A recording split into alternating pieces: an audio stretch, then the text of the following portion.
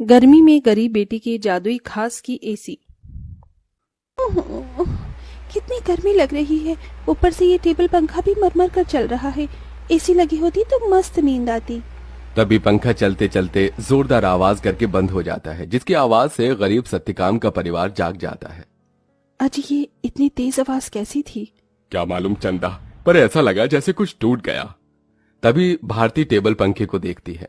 पिताजी, वो देखो टेबल पंखा टूट गया। पंखा टूटा देखकर पूरा परिवार दुख जताने लगता है। हे भगवान, ये क्या, एक और परेशानी बढ़ा दी तूने हम गरीबों पर। ये टेबल पंखा ही तो इस गर्मी में हमारा इकलौता सहारा था। अब तो इस गर्मी में हम बेहाल हो जाएंगे। कितना कहता था मैं कि दिन में पंखा बंद रखा करो, सारा दिन तो चलता रहता था। अब दिन रात चलेगा, कोई भी चीज तो खराब तो होगी ही ना।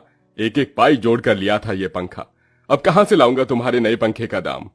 इसीलिए तो कहती हूँ पिताजी कि घर में एक एसी लगवा दो, गर्मी भी नहीं लगेगी और नींद भी अच्छी आएगी। ये सुनकर गरीबी से झुंझलाया सत्यकाम अपनी दूसरी बेटी भारती को डांट लगाते हुए बोला, अरे चुप कर तू भारती, तेरा बाप कोई सर्विस वाला थोड़े है जो लाख रुपए महीना कमाता है। जब देखो एसी एसी एसी कहते रहती है। ये एसी सोफा सब अमीरों के घरों में होता है, हम गरीबों की औकात में नहीं है खरीदना। अजी, अब जाने भी तो बच्ची है। अब ही चलो सब सो जाओ। आस पड़ोस वाले भी इतनी रात में हम गरीबों के घर में से हल्ला गुल्ला होता सुनेंगे तो क्या कहेंगे। जैसे तैसे सब गर्मी में सो जाते हैं, लेकिन अपने गरीब माँ बाप बहन को गर्मी से बेहाल देखकर वो गरीब बेटी रात भर खुद सो भी नहीं पाई। अरे सुबह हो गई, जल्दी से साफ सफाई कर लेती हूँ, फिर बाबा के लिए चाय भी बनानी है। घर में झाड़ू लगाकर जब वो घर के बाहर आकर देखती है तो आम के पेड़ से पूरे आंगन में पत्ते ही पत्ते बिखरे थे और पेड़ पर फल लगने को थे, जिसे देखकर वो खुश हो गई। अरे वाह, आम के पेड़ पर तो बेर लगने लगे हैं। अच्छा है, थोड़े दिन में आम पक जाएंगे। पिताजी को तो आम के साथ रोटी खाना कितना पसंद है। अगर उन्हें रोज अपनी मनपसंद की सब्जी या फिर मीठे आम मिल जाए तो वो पेट भरकर रोटी खाते हैं। लेकिन इस गरीबी में नमक रोटी और चटनी रोटी खाकर ही गुजारा करना पड़ रहा है। इस घर की बड़ी बेटी होते हुए भी मैं अपने गरीब माँ बाप के लिए कुछ भी नहीं कर पा रही हूँ। मेरे प्यारे आम के पेड़, मैं उनके लिए कुछ करना चाहती हूँ। खास करके भारती की ख्वाहिश है कि हम अपने घर में एसी लगवाएं। सबसे पहले मैं अपनी कमाई से अपने घर में एसी लगवाऊंगी। गीतू रोज ही अपने आंगन में लगे उस आम के पेड़ से अपना सुख दुख बांटती थी। वो पेड़ जैसे उसके परिवार का हिस्सा बन चुका था, क्योंकि गीतू ने 5 साल की उम्र में आम की गुठली बोई थी और हर दिन उसमें खाद पानी डालती, जिससे आज पेड़ इतना विशाल और फलदार था। पेड़ के नीचे हर कुछ दिनों में घास उगाती, जिसे गीतू जुगाड़ लगाकर कभी घास की चटाई तो कभी कालीन बुना करती थी। गीतू, मैं और तेरे पिताजी जमींदार के खेत पर जा रहे हैं काम करने। माँ, आप और पिताजी अपनी खेती खुद क्यों नहीं उगाते? वो जमींदार तो यही चाहता है कि हम गरीब लोग सारी जिंदगी उसकी गुलामी करें। तभी तो धूप में वो आपसे गधों की तरह काम करवाता है और सिर्फ 100 रुपए ही देता है पूरे दिन के। पिताजी, आप ही तो कहते हैं ना कि हम गरीब किसान मिट्टी से सोना उगाते हैं। हाँ बेटिया, लेकिन एक गरीब के लिए 2 रोटी कमाना रोज की कठिन चुनौती होती है, जिसे पार करना पड़ता है।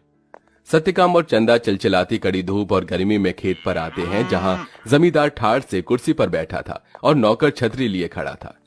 ओहो, बाप रे बाप, कितनी गर्मी है, आग बरस रही है। इतनी गर्मी में तो एसी की ठंडी हवा छोड़ने का मन ही नहीं करता। राम राम मालिक।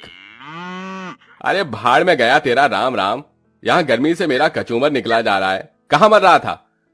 हाँ, अब तक कहाँ मर रहा था? चलो दोनों मियाँ बीबी खेत जोतने में लग जाओ, उठाओ हल। जी मालिक। बेचारे दोनों कड़ी धूप में उतनी बड़ी जमीन में हल जोतते हैं, उनके माथे से टप टप पसीना बहता जाता है। अजी, शाम हो गई।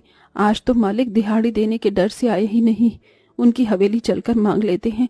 पंखा ठीक भी तो कराना है, वरना गर्मी में गुजारा नहीं होगा।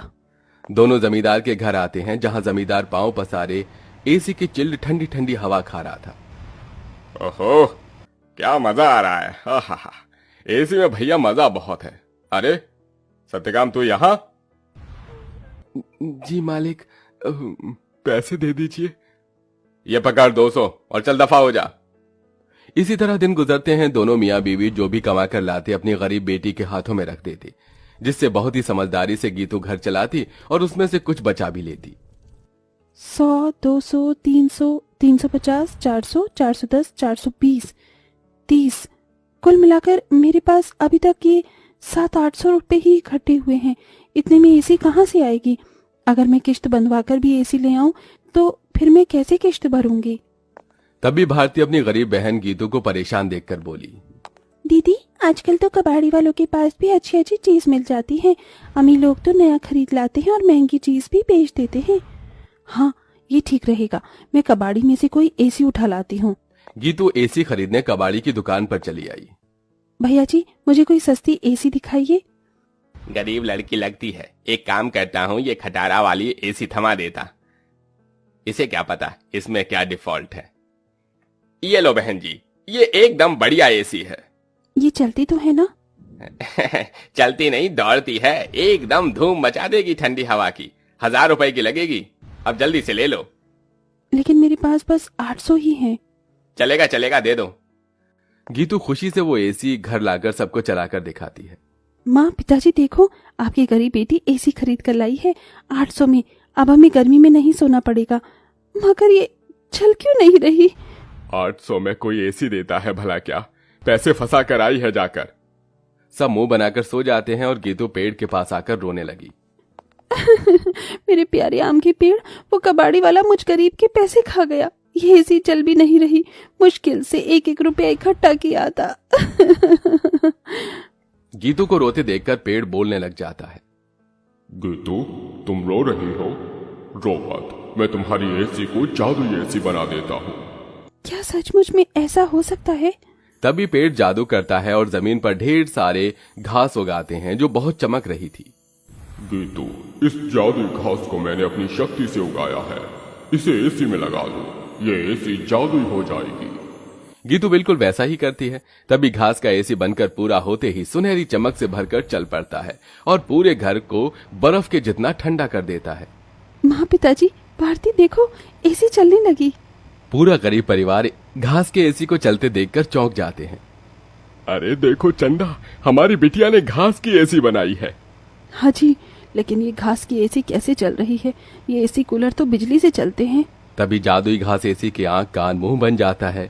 एसी इठलाकर बोला, क्योंकि मैं जादुई घास का एसी जो हूँ। ये लो, जी भर के खूब ठंडी हवा खाओ। अरे वाह दीदी, क्या धांसू एसी बनाई है। हम गरीबों जैसे घास की एसी है। एसी तो बड़े बड़े अमीरों के घर में भी नहीं होगी। अब हम गर्मी में एसी की ठंडी हवा में सोएंगे। तभी चंदा रोते हुए बोली, बिटिया, अगर दिन भर इस एसी की ठंडक में ही सोते रहेंगे तो कमाएगा कौन? बगैर खून पसीना बहाए पैसे थोड़ी मिलता है। ये कहते हुए चंदा रोने लगती है। तभी जादुई घास एसी में से ठंडी हवा के साथ नोट बरसने लगते हैं। लूट लो, लूट लो, जितने चाहिए लूट लो। देख क्या रही हो? अरे रामा, ये जादुई घास की एसी तो लक्ष्मी मैया का रूप है। चंदा देख, कैसे करारे करारे नोट दे रहा है ये एसी। क्योंकि मैं कोई मामूली एसी नहीं बल्कि जादुई घास का एसी हूँ। मैं तुम्हें हीरे जवाहरात सोना चांदी सब दे सकता हूँ। एसी के इस कथन को सुनकर गीतू ने उसे आजमाया। अगर ऐसा है तो हमें सोने चांदी के सिक्के देकर दिखाओ। तभी एक सुनहरी चमक के साथ जादुई घास एसी में से सोने चांदी के ढेर सारे सिक्कों की बारिश बरसने लगी। तुम तो सच में जादुई एसी हो। माँ, अब आपको उस जमींदार की गुलामी करने की जरूरत नहीं। अब हमारे पास जादुई घास का एसी है। दोनों मियाँ बीबी खुशी से फूट फूट कर रोए। चंदा देखो, अब हमें और दुख नहीं काटना पड़ेगा। न किसी की ये गालियां खाकर गुलामी करनी होगी। ये जादुई घास की एसी हमें बंधुआई से छुटकारा दिलाने आई है हमारे घर। जाओ सत्यकाम, इन सिक्कों से कर्ज चुका दो। सत्यकाम ने जादुई घास एसी से मिले सिक्कों को बेचकर सबका कर्जा भर दिया और उसने पंखा, कूलर, एसी की अपनी दुकान खोली, जिससे गरीब भी कम दाम पर एसी खरीद सके। उस गरीब बेटी के बनाई जादुई घास एसी ने उसके गरीब परिवार का भाग्य बदला।